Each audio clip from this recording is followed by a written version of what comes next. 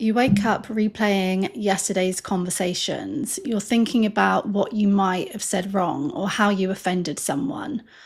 You're reading into the fact that someone hasn't texted you back for a while. You're questioning yourself. Again, have I done something wrong? Constantly worrying, did I sound stupid? Are they annoyed with me? Do they even like me? Every decision, big or small, feels like you're going to get it wrong. Feels like if you go down that path, you're going to be full of regret. If I go down that path, people will be upset with me.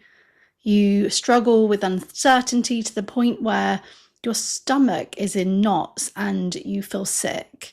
And you're questioning your worth, you're criticizing yourself, and you're stuck on a loop.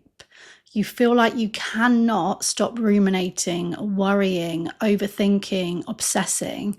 And the thing about this is that it is exhausting. It feels like it is taking you away from being able to function day to day, from being able to socialize, engage, be in the present moment, from being able to make good choices. You feel stuck on this loop, completely hooked by your thoughts and by your fears. Welcome to Lessons in Self-Worth. If this example sounds familiar to you, you know that you get hooked and stuck in your mind, then I'm directing this episode towards you and I'm sharing a tool that I know can help. I know what it is like to have something or someone totally consume you and pull you away from your life. And I know it can be so distressing, so soul-crushing. You're working on yourself, you're listening to these podcasts, and yet it can feel like I don't know how actually to get out of my head. When I'm in it, I feel stuck in it. Now, before I do share this tool, guys, I want to shout from the rooftops again that I am running a free self-worth reset. At the moment, I am intending to run this sort of every couple of weeks. It is a positive or balanced, no pressure space to help you get back on track, boost your self-worth, or just, tuck in more to this self-worth work and to really support the journey that you're already on. This space is all about you. It's kind of a workshoppy style live call. No need for camera. I won't be asking you to share. This is a calm moment for you to reflect, guided by me, to reset and take action towards the change that you want in your life and to become unstuck in whatever it is that you're feeling stuck in at the moment. Head to my bio to secure your spot and take a step towards feeling more confident, more yourself, and really getting to know who you are without these conditions on yourself and without these old rules and negative thoughts. You really deserve this. I truly believe that. Okay, back to the tool. So did I mention, this tool is used especially in acceptance and commitment therapy. You guys might know that I use a range of different interventions when working with people on their self-esteem.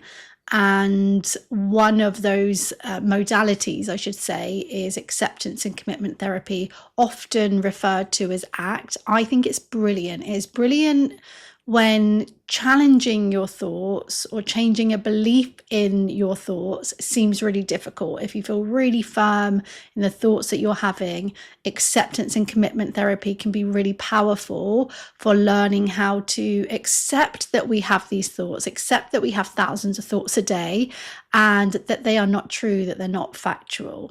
So the tool that I'm sharing with you is called Thought Diffusion. And it is to support you to be able to take a step back from your thoughts. Remember that this is for you if you're stuck in your mind, you're consumed by it and you're on a loop. So this is going to help you to step back from your thoughts instead of being in them and believing them. So to really understand how this works, I'm first going to introduce the idea of being fused with your thoughts versus diffused from them. And I think just hearing those two differences will probably kind of explain to you what this tool is all about.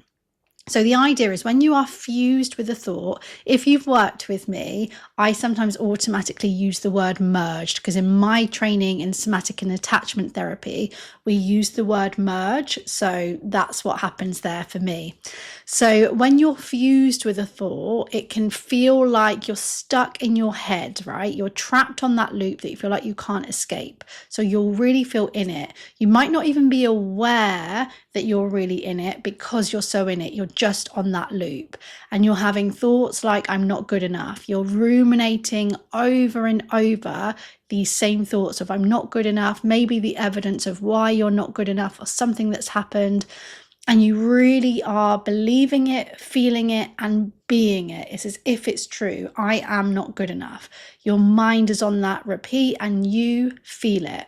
Yeah. So it's almost like these thoughts are facts. You feel like they are facts. And so you act accordingly and you feel accordingly. To be diffused from a thought is that you can take that step back and you can see your thoughts. You are recognizing, I am having this thought. You recognize that you have thousands of thoughts a day, and you are the observer. You're watching it instead of being it and being stuck in it. You're noticing the looping. You're noticing the pattern and the rumination. You're noticing that you're having a thought, I'm not good enough, or I'm a failure. But you don't get so hooked in it. You see it, you acknowledge it, you almost accept it, and you're letting it pass like a train going past on a platform. And maybe that train stops. You might get on occasionally, but in this case, we're really thinking about being diffused. So the train might even stop, but we're not getting on the train. Yeah, we're seeing the train go past. Diffusion, when you're able to be diffused from the thought, it gives us that space to act. It gives us that sense of presence that we are still here. Yeah, I'm not trapped in this. I can see it, but it hasn't got control over me. So let's imagine a woman named Lou, and Lou is going to use thought diffusion. Okay, so let's say for the past few years, she has been having that thought, I'm not good enough. She dwells on it for hours and hours, believes it completely, and it controls her actions. She avoids trying new things. She's stuck comparing herself.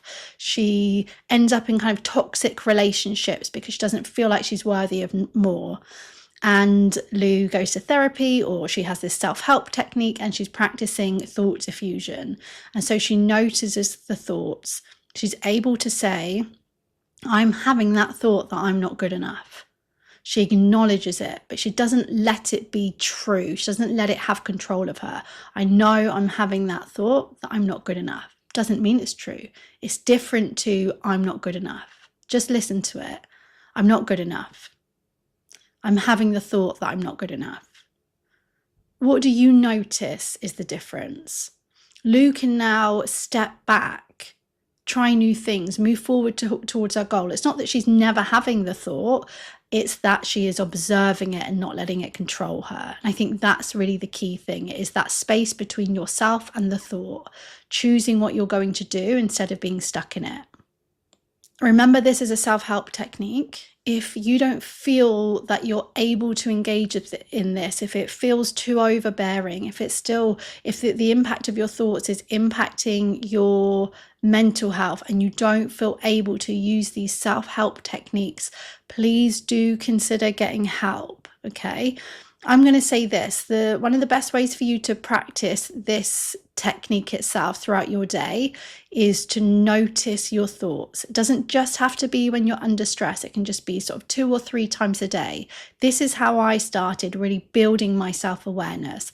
2 or 3 times a day, I would literally check in with my thoughts. What am I noticing? I would become the observer.